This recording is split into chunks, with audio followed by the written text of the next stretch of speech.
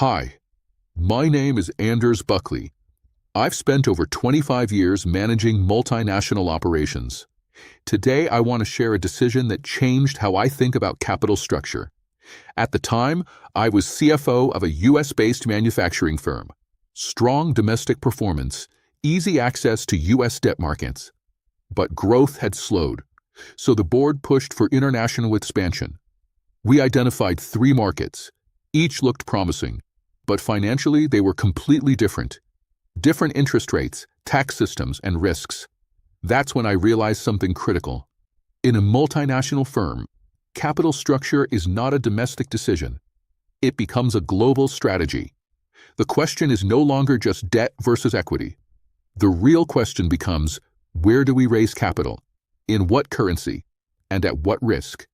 Initially, I wanted to keep things simple. Borrow in the United States at about 6%. Why borrow at 6% when Japan offers 1.5%? He was right. Globally, capital is not priced the same, but cheaper capital comes with hidden risks, currency movements, economic conditions, and policy changes. So now we had a real decision. Do we stay domestic and pay more, or go global and accept new risks? That's when we began analyzing global markets, interest rates, exchange rate expectations, tax implications, and how all of it would affect our cost of capital. Because every financing decision feeds into one outcome, firm value. And if we get that wrong, we don't just reduce profits, we destroy value. That was the moment we stopped thinking like a domestic firm and started thinking like a multinational. Let me take you inside the decision room. We had 3 borrowing options on the table: United States, Japan, and Switzerland. In the US, we could issue debt at about 6%. In Japan, borrowing costs were around 1.5%. In Switzerland, close to 2%. On the surface, the choice looked obvious. Why pay 6% when you can pay less than 2%? But in multinational finance, nothing is that simple. Because when you borrow abroad, you're not just taking on debt, you're taking on currency exposure. If we borrowed in Japanese yen, we would have to repay in yen. And that's where risk enters the picture. If the yen weakens over time, repayment becomes cheaper in dollar terms. That's the ideal scenario. But if the yen strengthens, our repayment cost increases, potentially wiping out all the interest savings. So now the decision wasn't just about interest rates. It became a bet on exchange rates. And as an executive, I can tell you, that's not a comfortable position. We ran multiple scenarios. What if the yen depreciates by 10%? What if it appreciates? What happens to our effective borrowing cost? Suddenly, that 1.5% loan didn't look so predictable. It could behave like 4% or even 8% in extreme cases. The same logic applied to Switzerland. Low rates, but exposure to currency fluctuations. So we had to ask a deeper question. Are we willing to trade certainty for potentially lower cost? This is where many students misunderstand multinational finance. It's not about chasing the lowest rate. It's about managing total risk, including what you cannot control: exchange rates, macroeconomic shifts, global capital flows. In the end, I told my team, we are not just choosing a loan. We are choosing a risk profile. And that mindset is what separates a domestic financial manager from a multinational one. Once we understood currency risk, we realized interest rates were only part of the story. The next layer was taxes. And this is where multinational capital structure becomes strategic. In the United States, interest payments are tax-deductible. That means debt creates a tax shield. It lowers our effective cost of borrowing. But when you operate globally, tax systems are not the same. Some countries offer lower corporate tax rates. Others provide incentives to attract foreign investment. So we asked a new question: where should we place our debt to maximize tax efficiency? For example, if a country has a high corporate tax rate, debt becomes more valuable because the tax shield is larger. But in low-tax countries, that benefit shrinks. So now we weren't just choosing how much debt to use. We were deciding where to locate that debt across countries. At the same time, we had another advantage, something domestic firms don't have: an internal capital market. We could move funds within our own company, from one subsidiary to another, without going to external markets. For example, we had excess cash building up in Singapore. Instead of borrowing externally in Brazil, we could lend internally, faster, cheaper, more controlled. That flexibility changed everything, because now we had three options: external debt, equity financing, or internal funding. And each came with different costs, risks, and strategic implications. At that point, I told my team, we are no longer financing projects. We are designing a global financial system, one that balances taxes, currency exposure, and capital efficiency. Because in a multinational firm, capital structure is not one decision. It is a network of decisions connected across countries. And if you design it well, you don't just reduce cost, you create a competitive advantage. At this point, we understood interest rates, we understood taxes, we understood internal financing, but there was one factor we could not ignore: risk. Not market risk, country risk, because not all countries are financially equal. Germany offered stability, strong institutions, low inflation, predictable regulations. Brazil was different: higher interest rates, currency volatility, political uncertainty, and a history of economic instability. So the question became, should we use the same capital structure in both countries? The answer was no. In Germany, we were comfortable using more debt, stable cash flows, reliable financial markets, lower probability of financial distress. But in Brazil, everything changed. High inflation could erode real returns.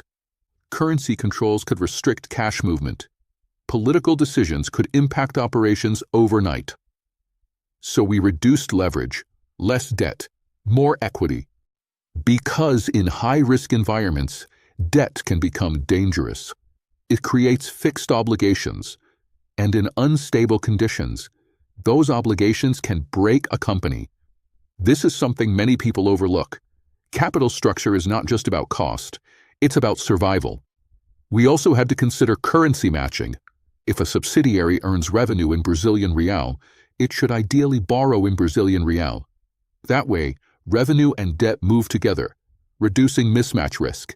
So now, our strategy became location-specific. High-stability countries, higher leverage. High-risk countries, lower leverage. More flexibility. At that point, I told my team, we don't impose one capital structure globally. We adapt it to each environment. Because in multinational finance, risk is not uniform, and your financing strategy shouldn't be either. By this stage, we had analyzed interest rates, currencies, taxes, and country risk. But none of those decisions stand alone. They all flow into one number: the cost of capital. And this is where everything comes together, because the cost of capital determines one critical outcome: whether a project creates value or destroys it. We were evaluating our expansion into Germany, Brazil, and Singapore. Each project had strong potential, but each carried different risks, so the required return was not the same. Germany had lower risk, stable environment, so investors required a lower return. Brazil was different: higher inflation, currency uncertainty, political risk, so investors demanded a higher return, and that directly increased our cost of capital. Now here's the key insight. Even if a project looks profitable, it may not be acceptable, because profitability must be measured against the cost of capital. We create value. If not, we destroy it. So we had to adjust our evaluation, not one discount rate, but multiple, based on country risk, currency exposure, and financing structure. At that point, I told my team, we are not just financing expansion, we are pricing risk, because every global decision we made changed the required return. Borrowing in a low-rate country could reduce cost, but increase risk. Entering a high-growth market could increase returns, but raise the discount rate. So our job was not to minimize cost, it was to optimize it, balancing risk and return across all markets. Because in multinational finance, the cost of capital is not given, it is designed. And if you design it well, you don't just fund projects, you build value across the entire firm. At this point, our strategy was clear, but strategy means nothing without execution. And this is where I started thinking like the world's largest multinational firms. Because companies like Apple, McDonald's, and Toyota don't finance randomly. They design their capital structure globally. So we asked ourselves, what would a world-class multinational do in our position?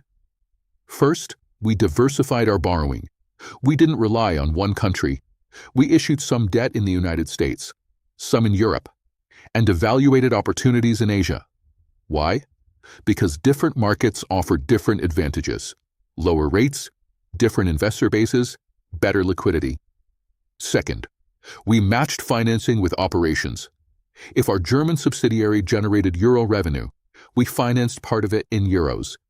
If Brazil generated local currency cash flows, we aligned debt accordingly. This reduced currency mismatch and stabilized our financial position. Third, we used internal capital strategically. Instead of raising all funds externally, we moved capital within the firm, from cash-rich regions to capital-constrained subsidiaries. Faster, cheaper, more efficient. This is something only multinational firms can do effectively, and it's a major competitive advantage. Finally, we stayed flexible. We didn't lock ourselves into one structure, because global conditions change. Interest rates shift, currencies move, political environments evolve, so our capital structure had to adapt. At that point, I told my team, we are not copying other companies, but we are thinking at their level. Because in multinational finance, execution is not about finding the perfect solution. It's about building a system that works across countries, across risks, and across time. And when you get that right, you don't just compete locally, you compete globally. Now, let me be very clear. Everything I've explained so far works in theory, but in practice, things go wrong, and I've seen it happen. Early in our expansion, we made a decision that looked smart on paper. We borrowed in a foreign currency, expecting it to weaken. Lower interest rate, lower expected repayment cost.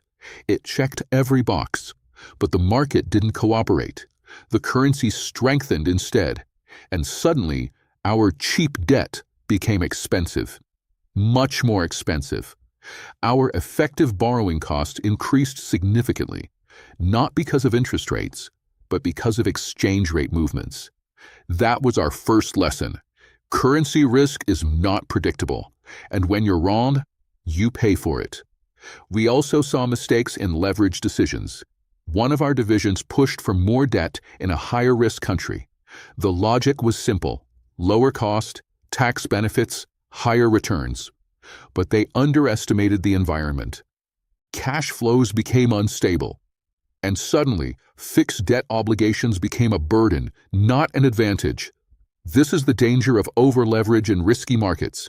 Debt amplifies outcomes, good and bad.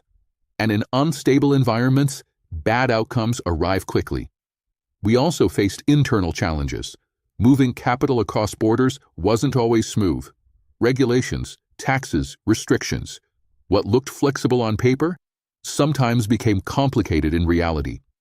At that point, I told my team, multinational finance is not about perfection. It's about managing mistakes. Because you will make them. Everyone does. The key is to structure your capital so that mistakes don't become disasters. That means diversification, flexibility, and constant reassessment. Because in a global environment, risk is always moving. And if you stop adapting, let me leave you with this. After months of analysis, debates, and real financial decisions, our expansion moved forward. Germany, Brazil, Singapore, each with a different capital structure, Different financing sources, different risk profiles. And that's the point. There is no single correct capital structure in a multinational firm. There is only the structure that fits the environment. What I learned through that experience is simple. Multinational finance is not about chasing the lowest interest rate. It's about understanding the full picture. Interest rates, currencies, taxes, political risk, market conditions, and how all of them interact. Because every decision you make affects your cost of capital, and your cost of capital determines whether you create value or destroy it. You must think globally, but act strategically. Use debt where it makes sense. Use equity where flexibility is needed. Use internal capital when it gives you an advantage. And always respect risk, because risk ignored becomes loss realized. If you remember anything from this discussion, remember this. Capital structure is not just a financial decision. It is a strategic decision, one that defines how a company grows, competes, and survives in a global environment. That's what separates a domestic firm from a true multinational. Thank you for your time. I'll see you in the next session.